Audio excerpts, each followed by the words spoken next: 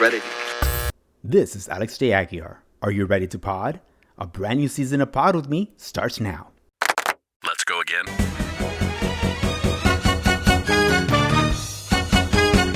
Quiet, please. Ready. We're kicking off season 6 with an old friend from the podcast. You might remember her from our previous episodes, My Son Wears Makeup and Paranormal Activity. Now she's back at it again, but unfortunately she's going to give us a story about heartbreak. Mel just keeps, her life interesting, and she doesn't like to get bored. Right, Mel? That's right. First of all, this has to deal with someone you met, and how long ago did you meet him? We met six months ago. 6 months ago. Where did you meet him and how? We actually met on Facebook dating. Facebook dating, huh? And what was it that drew you to him? He has a beautiful smile. That was the one thing that that drew me to his pictures, anyways.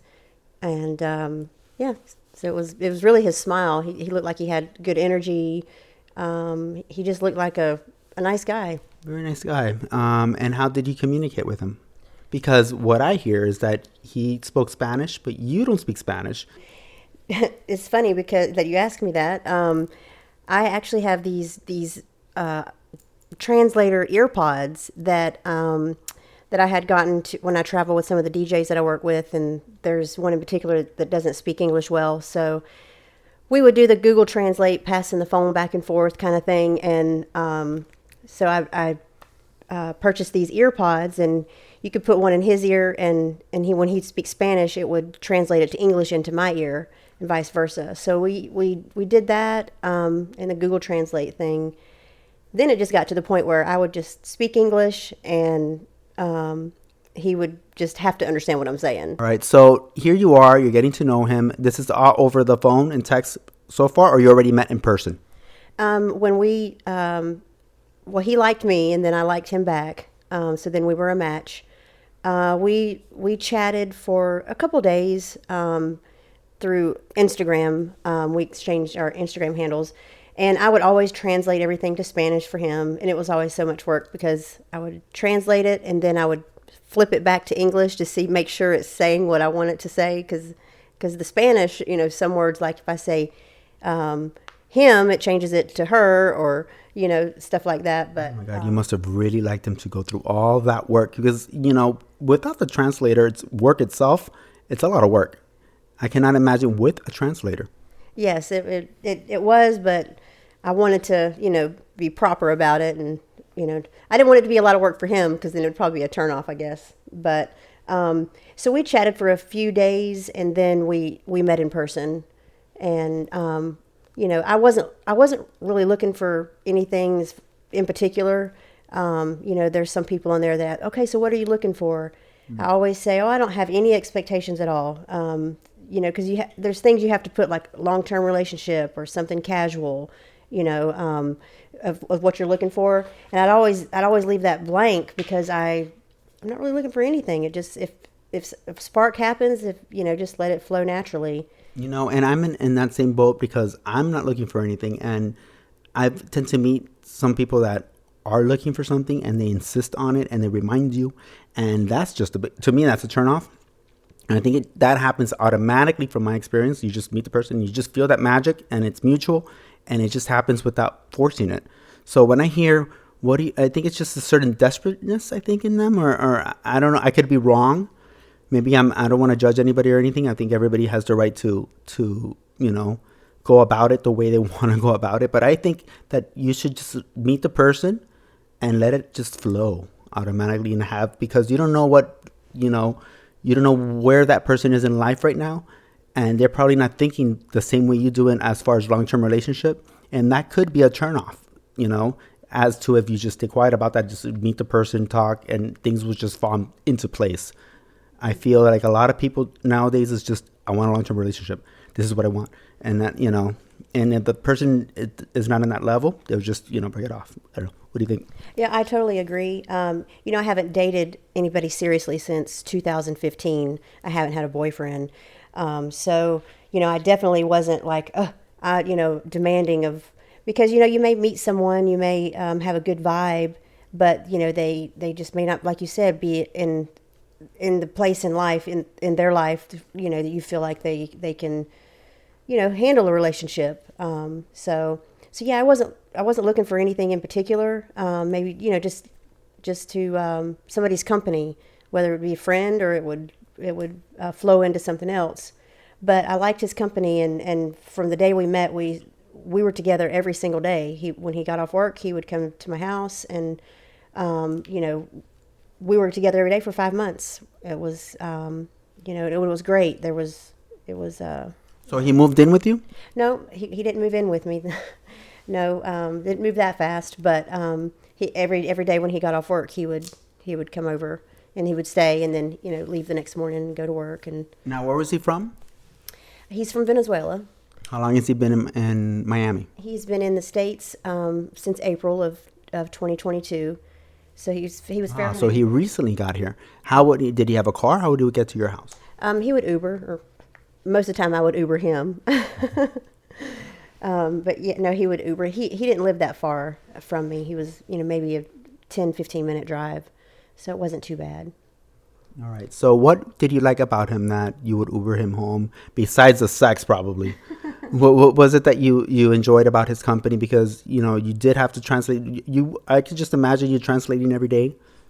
Yeah, I didn't really even mind that. Actually, it was interesting for me because I had not experienced anything like this before, and there was, he was younger than me by a few years, but what I liked about him was he just seemed so innocent, and he wasn't, everything, of course, in this country is new to him, and I almost felt like I wanted to take him under my wing and guide him to the right people, to the right things, to the good places, so he would have good experiences. Because he just seemed like he was very soft-spoken. He was a gentleman to me, polite, loving. Everything that you would.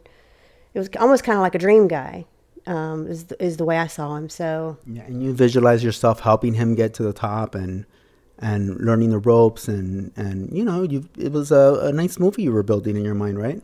Yeah, I think so. I wanted him to experience the best because, his life, from what he told me in Venezuela, it wasn't the greatest. He seemed like he was poor and didn't have nice things, and communism over there, they can't do anything.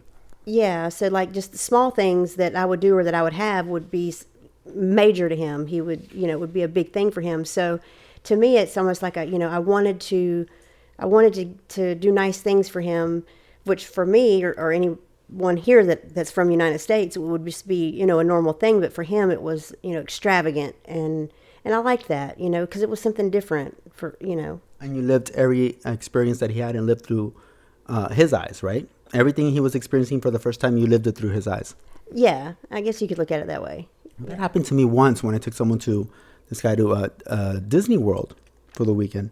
I lived it through his eyes. So kind of like the same story. Yeah. Sort of. Yeah, it keeps things interesting. It's something fresh and new. It's something that I've never experienced before. So that's what made it interesting. Yeah. All right. So now, what was the first red flag? The first red flag was about a month after we had been seeing each other.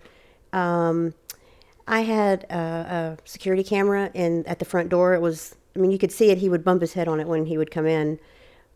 He came in after work, and it was probably around 10 p.m. and he was on the phone speaking Spanish.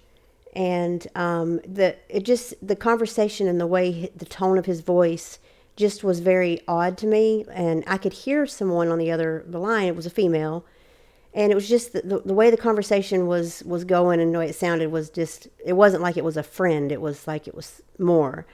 So I took the video footage from the camera, and I extracted the audio from it and translated it, and it was a conversation with someone, and I kind of put the puzzle together that it was someone from his job that worked at a local bakery with him, and that she's married, and that they were having an affair. Just some of the things he was saying, like, let's not make a decision now. And then he would say, "Oh well, but I just feel like I'm doing something wrong. We shouldn't continue this." Blah blah blah. So I confronted him about it, and of course he lied at first, and then I just kind of kept egging it on, and finally he said yes, it was a girl from his job that he'd slept with her 3 times. Blah blah blah, and I just he smoothed me over. So I just kind of, I tried to, in my mind, forgive him, and we got past that, or I thought we did. So that was the first red flag. Then we had the second red flag was he was getting all these WhatsApp text messages from this girl, and finally I'm just like, who is so and so? Oh, she's a friend, from where I'm from, blah blah blah. And then come to find out, after me doing my investigative Nancy Drew services, she is somebody that he met on the Facebook dating app. And they've been chatting. I think they had been chatting even before he and I met. And she was actually on her way to the United States, and they had planned to meet. But at first, he lied to me about her too. So that was the second red flag. And then I just kind of... There's more red flags? Yeah. That was the second. Oh, boy.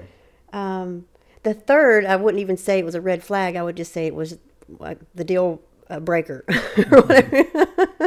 The red dragon. Yeah. So after 3 months, I had to go to Palm Springs, California for a work trip, and my roommate, best friend, we lived together, was going to go with me. And so I asked him if he wanted to house sit and stay at my house and also take care of my dogs and my roommate's dog. So that was the plan. And so we were going to be gone from Friday to Tuesday morning. And I had set up a security camera in the living room, and it was in plain view to where anybody could see it when they walk in. But I also placed two in my bedroom, one in a picture on the wall, which he did not know about, and he didn't know about it at all the whole time. And then one on the other side of the room, which was kind of in plain view. And after the first day, he saw the camera, in the room. Yeah, so while I was on my trip, I was constantly looking at the footage. I wasn't listening to it, but I was looking at the footage, and it seemed pretty normal that, I would see him coming in the front door. The view of the kitchen was not in direct view of the camera, but the camera was facing the big screen TV, and the big screen TV, you could see everything going on in the kitchen through the TV, the reflection. Yeah, and the back door, you could see when it would be open and closed, and so forth. And in the bedroom, any of the footage I ever just clicked on to look, he was just laying in the bed, with the lights, all the lights on, TV on, and he'd just looked like he's just scrolling on his phone, normal. And so I didn't think there was any red flags or anything suspicious going on until a month and a half later. Something told me I had my ear pods already in my ears, and I looked back through some of the footage, and I was listening to some of the living room footage. And when I was listening, I was like, okay, well, this, what is that? It was just a weird sound. It sounded like, like something sexual going on. You sure it wasn't the dog? All 3 dogs were actually, you could see them on the couch. And they're staring into the kitchen, like as if something's going on. And so I extracted the audio from that and cleaned out the background noise, and it was obviously people having sex in the kitchen. People? Mm-hmm. Not 1 or 2, but more? Well, at this point, the footage from the kitchen, it looks like it's, a man and a woman from the kitchen. At this point, we ran out of red flags. Yeah, right? So then I was just like, how am I going to, because I couldn't actually directly see into the kitchen. But then as I'm looking at the TV, because it's pretty big on the video, I zoom in and I can see it's him and a girl spread eagle on the dining table and on the kitchen counter having sex, just nonstop. He obviously he skipped work the days he told me he was working. He was staying home, and after watching the footage, he would go out the front door as if he's going to work, but then come back through the back door. You would see the back door when it opened, you would see the glare on the TV as like sunlight.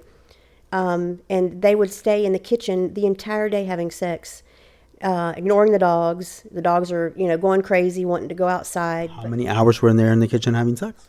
Well, he just about 8 hours. 8 hours having sex? Mm-hmm. Yeah. In your house? In my house. Yes. While you are on work trip? While I'm on a work trip. And you're paying him to stay there? And I'm paying him and Ubering him there to take care of the dogs, yes.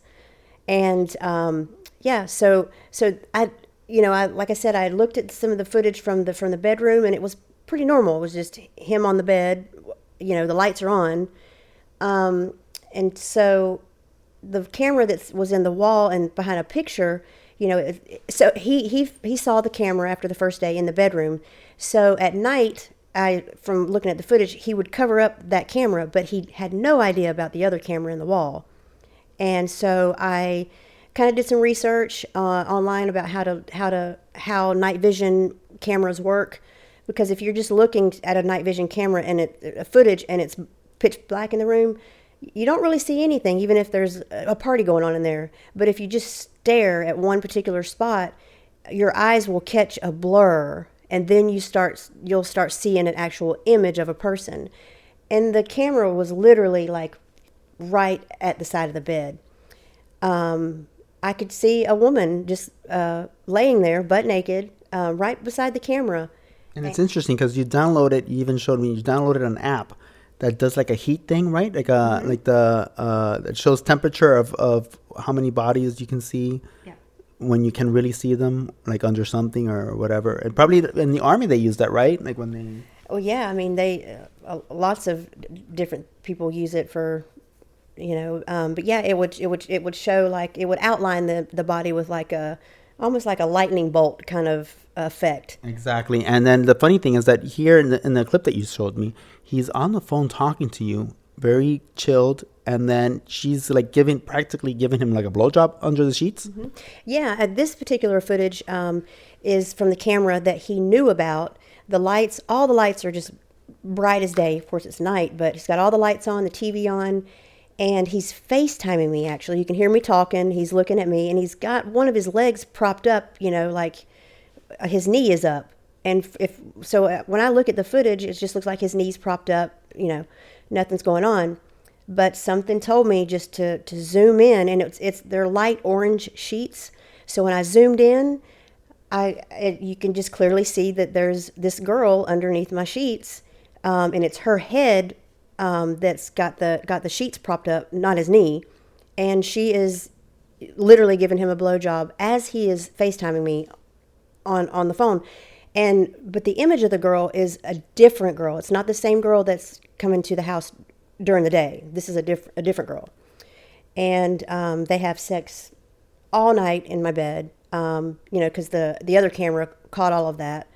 But what's funny is at night when they would have sex, and all the lights are off, obviously, because he's not educated enough to know that cameras can film at night and you can see it.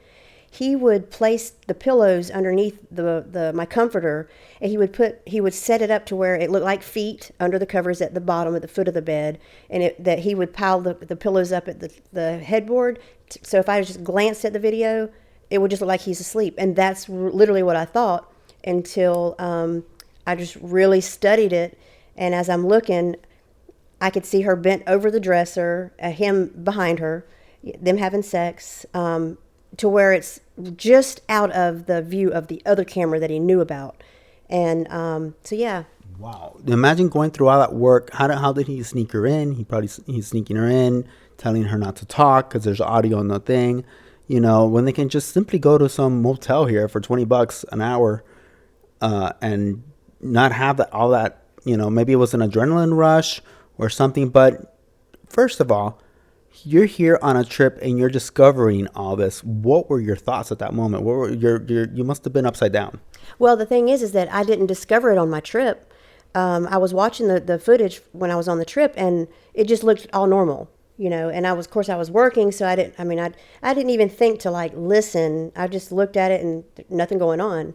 I would see him go out the front door, but he always had his phone in his hand, and it's almost like he'd be laying in the bed in my bedroom, and he would receive a text. he would get up, put his shirt on, he'd go out the living room door, and then and I thought maybe he was going to be taking the dogs out. He would put the leashes, the harnesses on the dogs, as if he was taking them out. But then he wouldn't take them out. He would go out the front door, and then he'd come back in the front door, and then he'd walk straight to the kitchen, open the back door, and you could see someone coming in the back door. So it was almost like he was guiding them, like he was going out and telling them, okay, go in. That's the back door. This is the apartment, or whatever. And she would come in, and the dogs would be thinking that they're going to go outside. They're at the door panting and, wanting to go out, and they would have sex for hours in the kitchen. She would leave, and then another girl would come in, and she's the one that would stay all night. And so this was a month and a half later after it happened, after I got back from the trip, that I discovered this. So we actually, when I came home, he was, me and my roommate arrived at 6 a.m. the Tuesday morning, and the house was just disgusting. There was urine everywhere from the dogs. They had urinated on the couch. I mean, their water bowls were completely empty. He neglected the dogs the whole time that I was gone, and the house was just a wreck. Even in one of the footages, you could see when I got home, I walked into the bedroom and I thought he was asleep on the bed. He acted like he was asleep, and I put my bags down, and then I had to go back out and immediately start cleaning the house. As soon as I walk out the door, he picks his phone up and he starts texting, and then he starts watching videos. And what's crazy is when I went to confront him about it, I told him to come over, and we had by then we had moved a couple things around in the living room, and like I said, he was so uneducated, he doesn't even know what a reflection is, or it's possible to have a reflection onto the TV. And my roommate speaks Spanish, and he's from Venezuela. So he's explaining to him, he's like, well, you were in the kitchen the entire time, and you never cooked one meal. There were no dishes used. You didn't, nothing. So what were you doing in the kitchen? And obviously, he's like, in the video, you can see two people in the kitchen. So what were you doing? And he said in Spanish, do you really think I'm that kind of son of a bitch to do something like that to her? And my roommate tells me, and I'm like, well, it's not that we think, we know, because it's there on the footage. The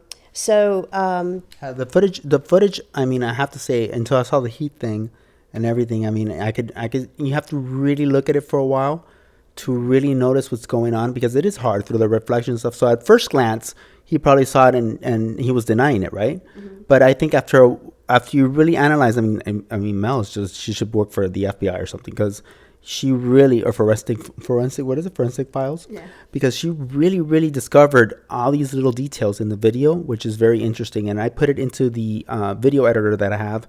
We heighten it up and everything. You could actually later, I could really notice it. So it's amazing how you were able to discover that.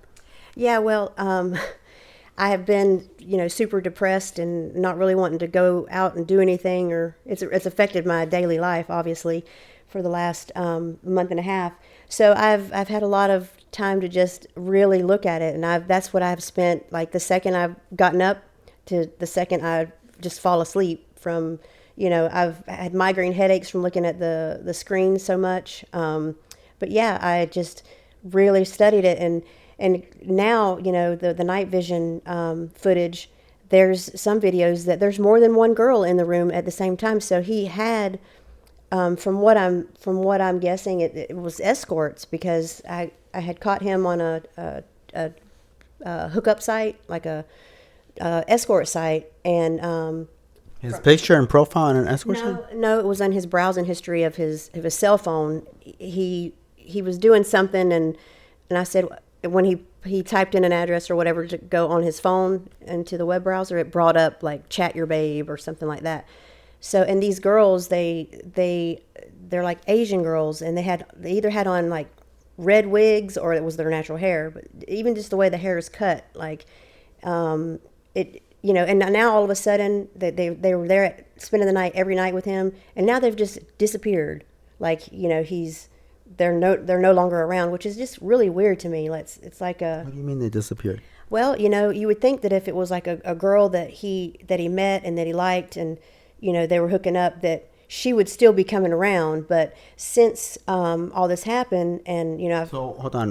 Let's rewind a little bit because when was the point that after you told him, because we skipped that, you told him and then you told him you didn't want him in the house anymore. What happened there? That breakup part. Well, he still to this very day, he's denied it, saying that I deserve an Oscar for me making up stuff in my head from my jealousy.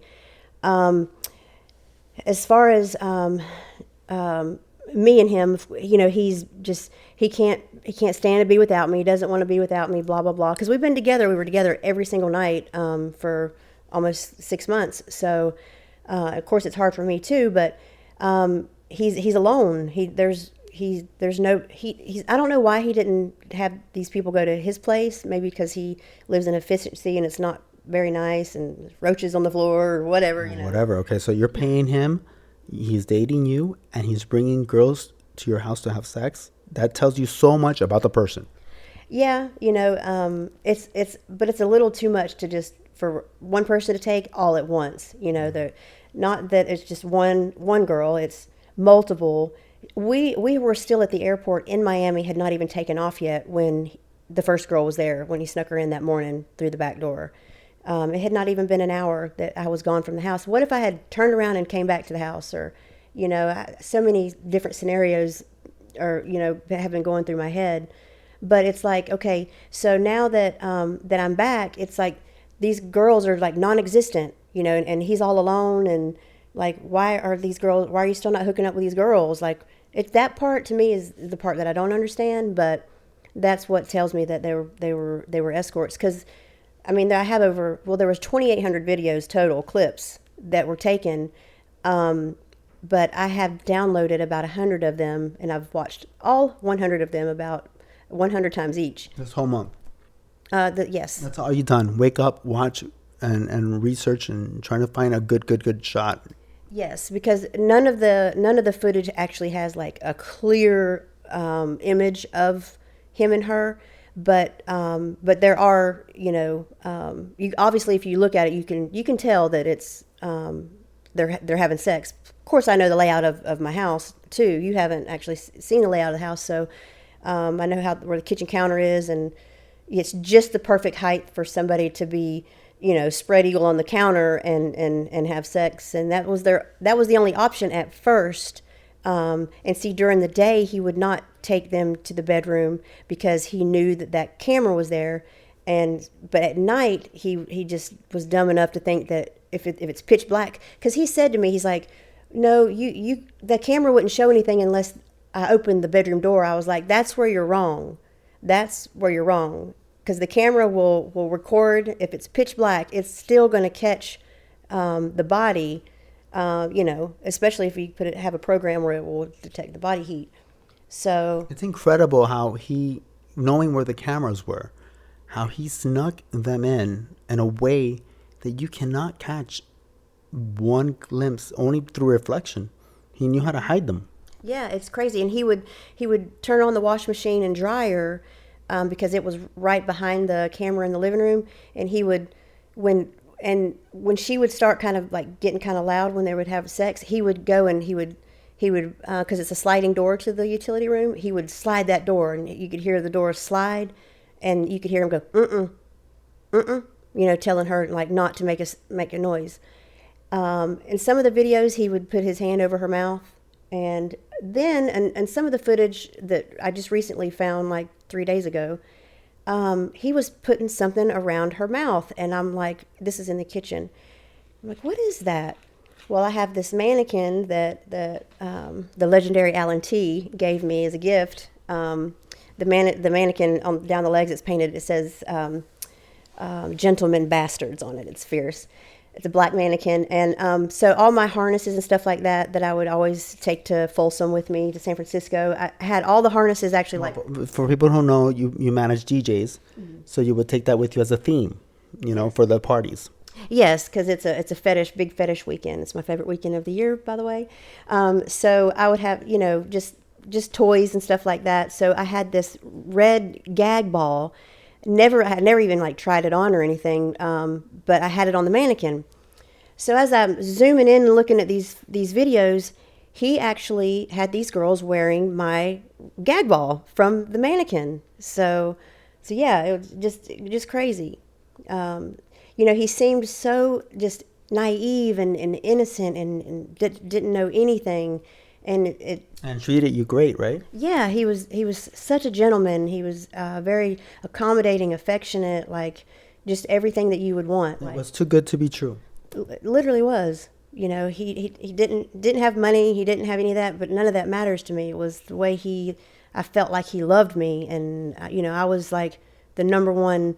I was his main, like day and night, and that I'd never really had that before. So it was, it was like a fairy tale. So whenever I'm discovering all this myself, I'm too ashamed to talk to anybody about it, because it's like, okay, not only is my boyfriend cheating on me, but he's cheating on me in my house, in my bed, with multiple women. I mean, and you're paying him for it. And I'm paying him for it. When I first discovered the girl coming in during the day in the kitchen, I was like, I want my money back. And he sent me Zelle. He Zelled it back to me right then, like no questions asked. I mean, because he knew that, he didn't want any problems with. Not only that, he didn't do the job right. He didn't take care of the dogs. Everything was a mess when you came back. Yeah, everything. It was disgusting. It was so embarrassing. So yeah. And it's funny because, he works at a bakery, doesn't make much money. He never bought anything. I always paid for everything. And I didn't mind that. And I wasn't complaining about that. But then all of a sudden, like after this weekend happened, a couple, like maybe 2 or 3 weeks after, he all of a sudden had all this cash, and he was buying new clothes and stuff like that. And then my roommate's, his scooter went missing off the front porch. It was stolen, and he's lived there for years. He's never had anything stolen off the front porch, and it was actually locked, and someone had cut the lock. I mean, you'd have to have some balls to come up on the porch, open the gate. Where we live, I mean, it's like in South Beach, like there's constantly people around. It's unheard of in that area. It's a really nice area. They cut the lock, and my roommate was like, the thing is that it had a flat tire. It weighs about 80 pounds. So it's like, who's going to want to come steal a scooter, cut the lock, and then have to drag it off the porch, So, and it's a $1,300 scooter. So I was kind of like putting every pieces of the puzzle together, and it kind of makes sense that it's possible that this guy, he either took the scooter whenever he was, Ubering to work early in the morning when we were asleep, because we don't know exactly what day it was missing. And maybe he sold it. That's how he's got the cash. Maybe that's how he paid for these escorts. Who knows? He could have an OnlyFans page, and because in the videos in the kitchen, when we tried to reenact so he could see the reflection in the TV himself while he was there, when I confronted him, I could not get the lighting right. I said, "Why is it so bright? Like, where is that light coming from?" Then in one of the videos I saw, he had my roommate's selfie light camera tripod. He was using that, and he was recording with his phone all the sex activity that he was doing. Because when he would be laying on my bed, I thought he was on Instagram, but he was actually watching the sex videos that he had just recorded in the kitchen, because the reflection of the videos was on my headboard, so I could see everything that he did with these women from his own videos that he took. Oh my God, Mel. Mel, you've been this whole month obsessing about this and trying, I think, because you want some sort of closure. I think this is what's going on here. And tell us how you've been feeling day to day. Have you been eating? How's your health been? How have you been going day to day? Has it affected your work? What's been going on? It's definitely affected my work, my personal life. For Christmas, I didn't go anywhere. I didn't even speak to my kids on Christmas Day. New Year's, I stayed home. Like, there were several of my DJs were playing locally here in Miami. I didn't go to any of the parties. I just wanted to be just home with my dogs. I didn't want to talk to anybody. I lost 7 pounds, not eating, horrible headaches. So I'm still kind of going through that stage of not really wanting to talk to people, and it's just, I have so many different emotions going on all at once that it's just it's consumed my life at the moment. But I'm hoping that's going to pass. Yeah, soon. I think it'll pass the moment you want to let it go. Because I think, what do you say? I know what happens is that we get so attached to people. Some people disconnect easier. Some people have a harder time. For example, I don't deal well with breakups, no matter whose fault it was. You're so attached to that person. We get used to that person day to day. And especially when you think of that person as, wow, this perfect person has come to my life. I've never had this. And all of a sudden that dream is taken away from you. That illusion, you find out that it was an illusion. The problem that I have with this whole thing now is he still does text me, and he texted me today asking me if I wanted to come to his house. He denies everything still. He says, do you really think that me knowing there's cameras in your house that I would bring somebody in there? And I'm like, well, it's not that I think. I know because I see the footage. He's like, so everything is my fault. We're not together because of me. Well, yes, it's all your fault. And, for me, I think I'm chasing the closure, and I'm just not, I realize that I'm not going to get it, but I just, it's like I can't let it go until he admits that what he did, even though I see it.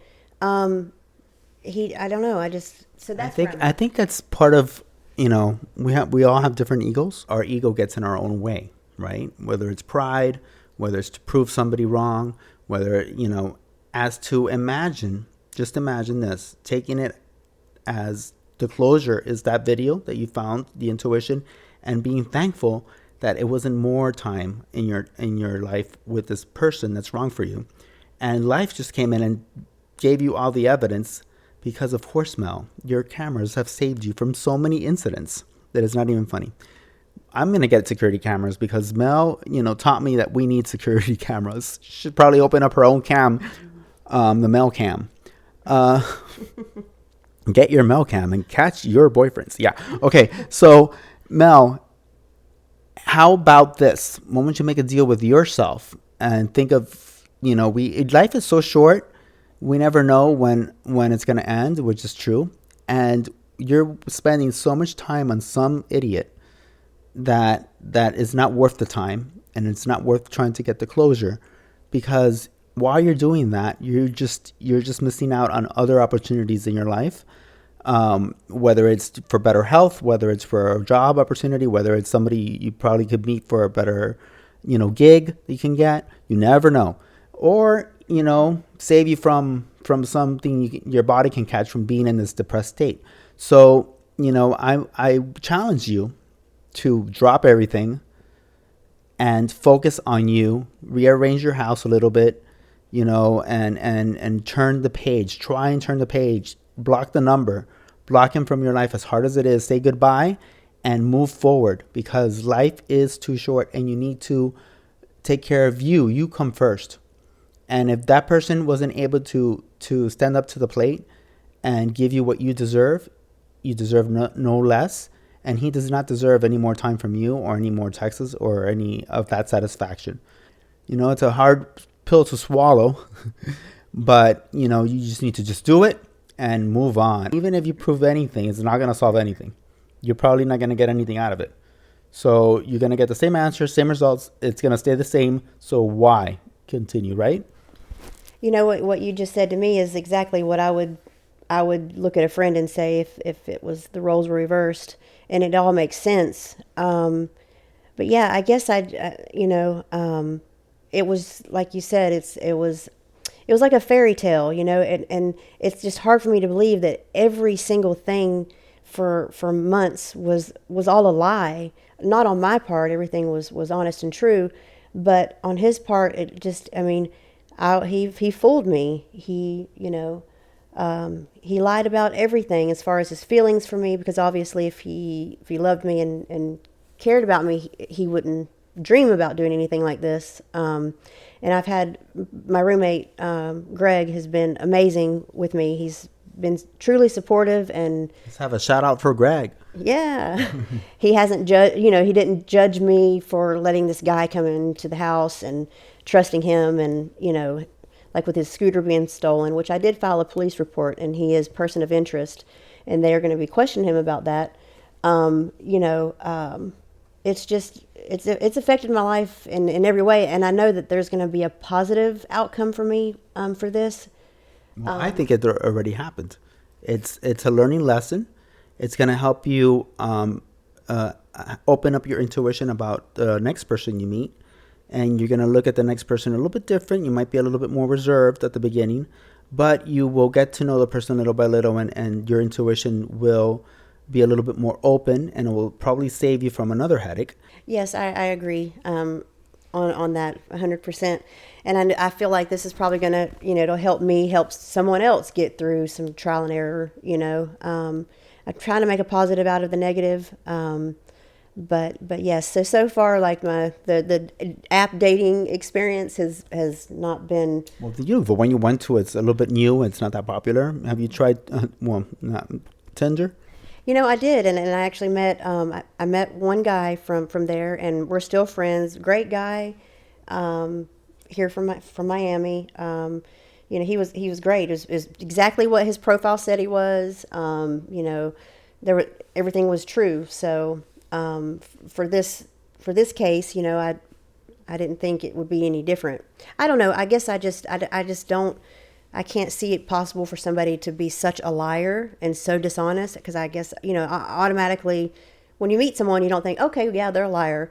You have to get to know them. And so, especially the way he treated you. Yeah. He was quite the gentleman. Like, just everything about him was perfect. Everything that a woman would want in a man, that was him.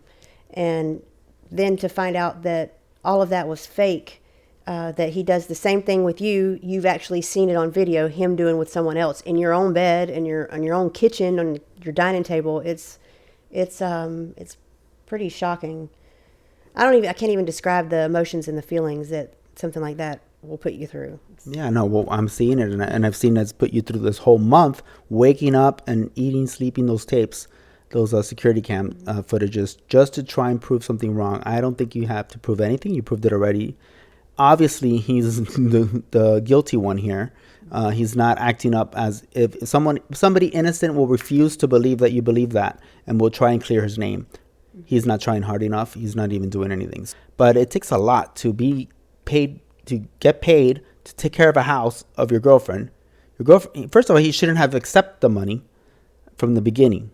He should have done it for free. I think that's a red flag right there, because a real gentleman that's dating a woman, that's dating someone you like, when you like someone, you will not take money from them to take care of a house.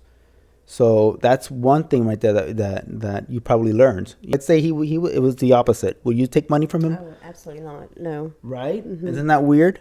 So, that's something that you didn't, I don't think at the moment you caught, or maybe you did, but you were hiding that intuition. What's funny too is, occasionally he would send me like a selfie of himself at his house, like laying in his bed, or there was one time I was calling him, and he always answers, and he didn't answer. So then he sent me a selfie of himself in the shower, and when I looked at it, I thought something was weird the very first time I saw the picture, because he was not wet, his body wasn't wet, but he had just soap suds on his face and in his hair, but there was no like water, like as if the shower was on. Every single selfie picture that he has taken, and I'll show these to you, if you zoom in and look, there is a girl in every single picture in the background. What? The one in the shower, you see her plain as day, her shadow of her breast and everything. And she, Mel, you catch all the shadows. Yeah. If you want a picture being tested, send it to Mel. Give me a call. No, you could see she's actually the one taking the picture of him in the shower to send to me to tell me he didn't answer his phone because he was in the shower. It's like, what kind of girls are these to be a part of that game? It just, it's. They probably don't even know what's going on. No, I think that these girls do. One in particular that's married, that he worked with. Of course, she's a part of it because she's hiding it from her spouse as well. And, he would bring his laundry to my house, and I would do his laundry and fold it and everything for him. And I would find long hair on there. And even my roommate had a conversation with him about it. And he told my roommate that I was jealous, and, he would just love to get a DNA sample of that hair. And now I have so much hair that came off my mattress and just in the house.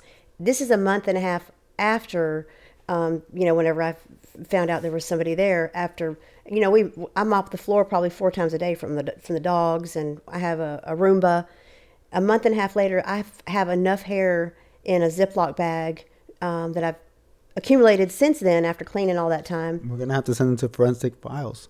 We sure are, and We'll find it. I could make a small wig for a a full wig. Could open up a big wig line. Yeah, no, I could have a really fierce wig for a Barbie doll. A full head of hair with how much hair that I've collected. And he just says, "Oh, I don't know what you're talking about. You're making this up in your head." And I'm like, I'm not making up this bag of hair. So yeah, it's just have to be careful. You have to just trust your gut, and when you have that feeling or you see something, don't question it. You just need to. Well, question the person, not just don't question it. Mm-hmm. So how do you think dating life? When was the last time you dated? The last time I dated in a serious relationship was in 2015, and so it's been quite a while. And when you were dating before that relationship, do you think things have really changed since then? As far as dating? No. I mean, I just think that I just ran into a bad egg, to be honest with you. And, one of my close friends, I call him my spiritual healer. I talked to him about it, and he's Cuban, and he tried to explain it to me in a way, for me to feel better. I think he said, sometimes in these different cultures, say for instance in Venezuelan, these things are normal for the man to have several women in their lives and a wife, and the wife is aware of it, and it's okay. It's just a normal thing. And so maybe this is the way he was raised. Maybe this is the way his dad, raised him, it's okay to have multiple women. And I even told him to try to ease up all this pressure on him, because I know that it was a lot, because I had, all at once me showing him that I know all this stuff that he did, because he didn't think that I would find out. Okay, now are you feeling bad for him now? No, but I wanted to make it, I didn't want to come on so strong with him. I mean, I did, but, because I wanted him to feel like it was okay to just admit it, just to tell me, so I could have that closure. We're trying psychology. Yes. I almost got it too. He was close, but so I said, I understand that we're different cultures, and this may be okay for you, because he's like, oh, I didn't do anything wrong. I swear on my mother over and over and over that he did not do anything wrong. So I told him, I said, because you swear on your mom, and he claims to care so much about his mother, that I said, okay, well, since you're swearing on your mom, I think that maybe you think that it's okay. Maybe you really do think you didn't do anything wrong, because this is what this is how men treat women in your culture. And if that's the case, then, that's okay. That's how you were raised or whatever, but that's not how we do things here. That's not how I was raised, and it's wrong. I tried to approach it that way, but maybe he really doesn't think he did anything wrong. Maybe this is a normal thing for him. But, well, guess what? He's not in Venezuela anymore, and he needs to get up with the times. And I guess this is his first learning lesson, if that was the way he was raised. But he knows exactly what he was doing. He knows how the culture is here, and I think he's a little bit more lively than that. All right, Mel. So now,